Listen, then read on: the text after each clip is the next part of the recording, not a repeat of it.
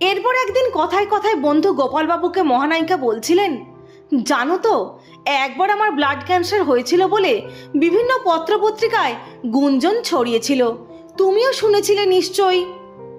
গোপালবাবু শুনে জিজ্ঞাসা করেন, সেই রোগ সারালে কি করে? মুচকি হেসে সুচিত্রা সেন উত্তর দিয়েছিলেন, আমার মতোই আমার ব্লাড ক্যান্সারও একটা রহস্য। সেই রহস্যের কথা তোমায় বলবো কেন? আসলে ঘটনাটি ছিল একদম অন্যরকম। সব প্রফেশনেই ঈর্ষা থাকে, মিত্রও থাকে, শত্রুও থাকে। সুচিত্রা সেন কিন্তু নিঃশত্রু ছিলেন না। ব্লাড ক্যান্সারের রটনা রটে যখন তিনি গৌরবের শিখরে। সম্ভবত তার কোনো আপনজনই এই রটনা রটিয়ে তার ফিল্মি কেরিয়ার নষ্ট করে দিতে চেয়েছিলেন। কিন্তু সুচিত্রা সেনের মনে দুঃখ ছিল যে সেই ঘটনাটি কেউ যাচাই করে দেখেনি, ভাবেননি যে